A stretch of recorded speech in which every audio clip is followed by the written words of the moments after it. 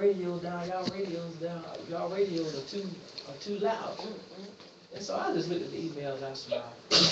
But then next thing you know, here come everybody else in the office running down there toward my office like, you know what I'm saying? Kind of like with a whole lot of grief and strife. Man, why she doing this? Why? Everybody, you know what I'm saying, almost trying to start up an argument, you know what I'm saying, trying to pull me into it. And I was like, and I just told myself it was my radio. I said, I turned it down. I said, and that was the end of it. I just kept on. You right, because it'll be, y'all be, see, I'm going to tell you how that would happen. So you be in there talking, and she be done walk by again, and y'all in there talking about her, and what's the email she done sent, and that's going to be a whole nother level. Y'all going to get written up. No. but that's how the enemy takes stuff like that to the next level. Because Lord knows I've been rebellious enough to know. Been there, done that. I know the next levels. Take me, you know. But yeah, so that's exactly some things that happen, and I really have had, God has really had to deal with me, and He's still dealing with me, because I have gotten to the place where I'm sitting at my desk thinking, if I pull out a Bible, or now need I mind you, I got 2 breaks and a lunch. I can do what I want to on my 2 breaks and my lunch. But if I decide to take my 2 breaks and my lunch at my desk and pull out a Bible, that's a problem. But, you know, you get funny looks, put it that way. But, if somebody want to plop down in my chair and talk about Sally Sue over there, ain't nobody going to say that. I ain't got a problem with that. Because if you can sit at my desk and talk about Sally Sue, or we talk about Sally Sue, and that's okay, but then I decide I don't want to talk to nobody, I just want to spend some time with the Lord at my desk where you can't see me, it's a problem. But again, that's because we don't conform to the world. It's politics. If you're hanging out with the crowd at work, you're good. They can see you, they hear what you're talking about. But if you decide, I don't want to hang with the crowd, I'd rather sit at my desk and read a Bible study or do a devotional on my 2 breaks and my lunch, you get funny look. I'm just saying. That's the real of it.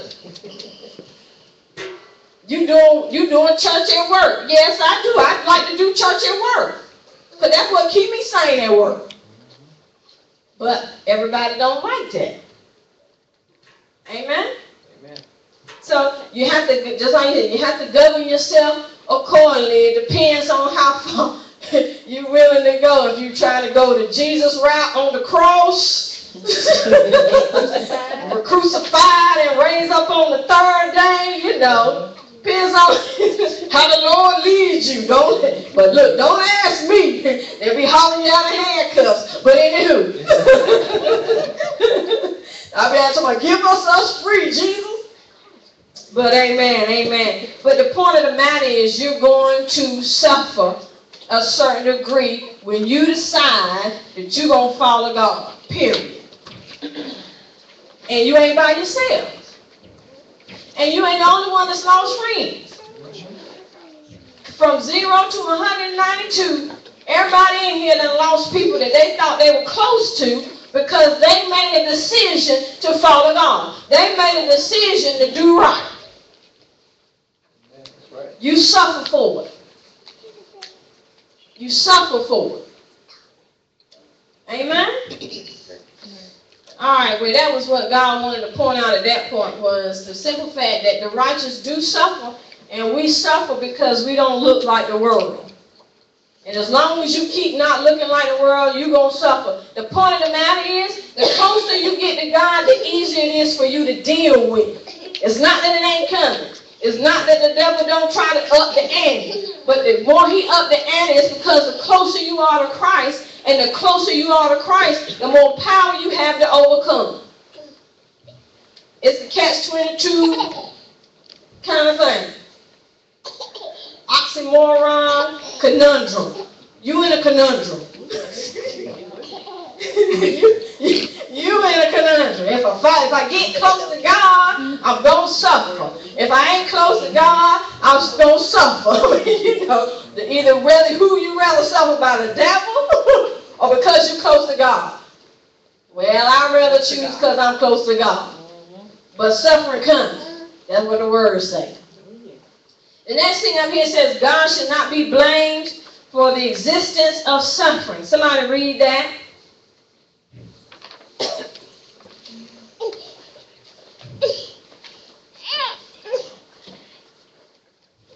If we believe that all suffering results from a person's own sin, if we see good people suffering, we may be tempted to blame God or think He's not keeping His promises. But we have learned that all people suffer, whether or not they're righteous. A command to endure suffering is just another part of a Christian's life, like the command to study the Bible, pray, worship, etc. Faithful Christians, all ages have suffered. We are not the only ones. We should expect suffering to come, so our faith will not be shaken when it does. The ultimate primary blame for suffering rests on Satan, who tempts people to sin and thereby brought sin into the world. Secondary blame rests upon people, ourselves included, who have given into temptation and committed sin that led to suffering. Yes, God did create suffering as a punishment for sin, but only after He had given people life without problems and had warned them of their consequences of sin. When they choose to sin, He should no more be blamed for punishing them than a parent should be blamed when he must punish a rebellious child. Oh, wow. Remember, if you blame God and reject Him because of your suffering, you are doing exactly what Satan wants you to do. He has defeated you. The only way to defeat Satan and really overcome hardship is to maintain your faithfulness to God. That's good stuff. That's good stuff.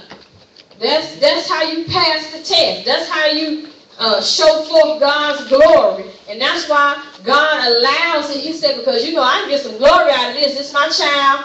And he didn't put it on you, but it's something that, just like He said, He is no different than a parent when He punishes a child.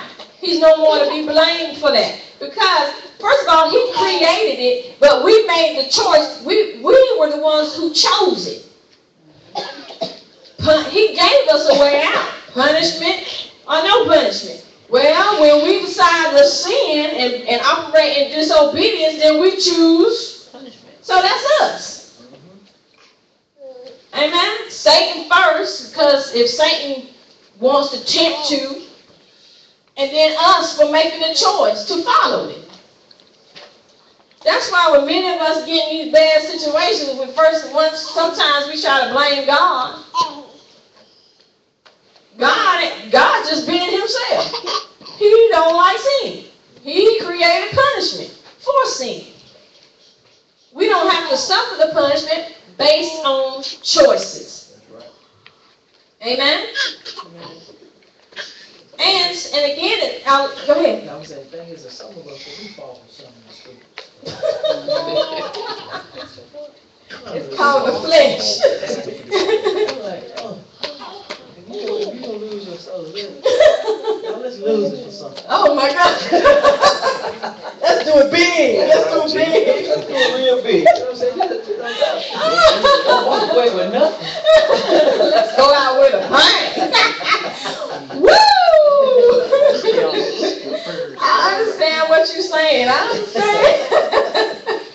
See, if you're gonna do it, oh, still $1 million, still $2 million, 3, 4, 5.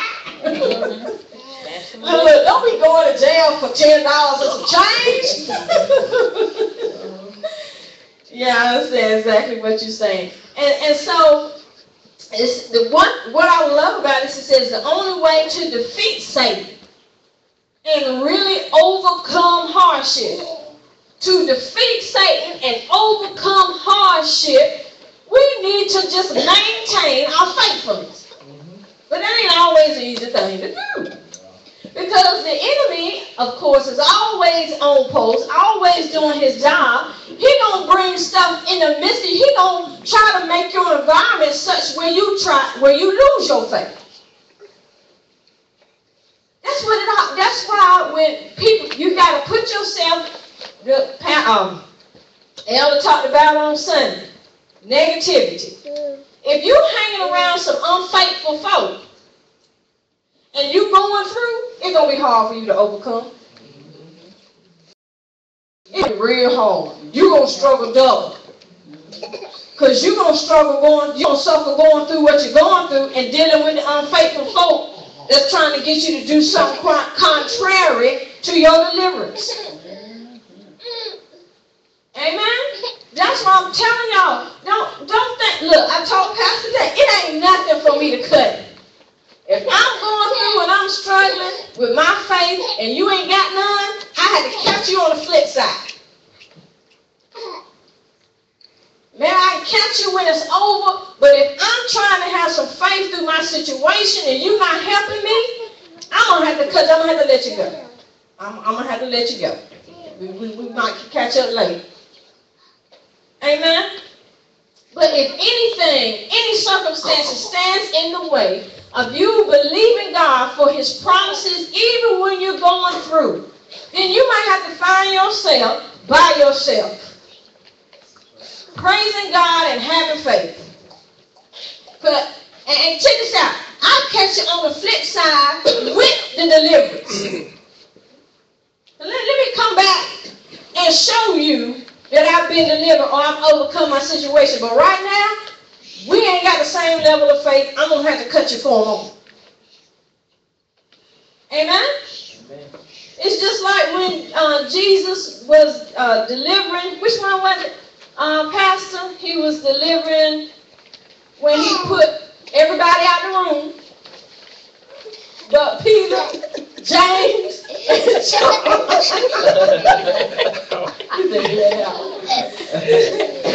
The daughter. The daughter, that's what I thought it was. I want to make sure. He put everybody out. So everybody can't hang when you're trying to have faith for God to do something impossible to the world. And you're going to have all kinds of folk telling you, that ain't going to work. That ain't going to work. I wouldn't do that if I were you. That's not going to happen. That never happen. I don't see that happen. How about catch me on the flip side? Just like in a hospital, because everybody can't be in the room in a hospital. When the doctor I know. in, operate, everybody can't And be that's a in good there. point. Not even delivery. Oh, that's a good point. I like that. Yeah, that's true. It's kind of Because, like a hospital in a house. Because she was in her house in her bed. Who's in the house in the bed? Oh, the girl. Oh, yeah. Oh my God. Hospital, okay. So, that's a good point. Because, just like you said, or just like when you're delivering a child, can't so many people be in the room. How many? 1 or 2? Family members only? Yeah, they didn't cut it down. I know, because Russia was like, everybody had to go but the husband. I'm like, so, but that's a good point. Everybody can't be, that's a sermon, good Lord. Everybody can't be in the room with you while you delivering. Nope.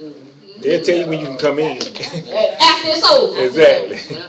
Good point, baby girl. Like that as well when actually Sharon's mother got into a car accident. It was about a year ago, wasn't it?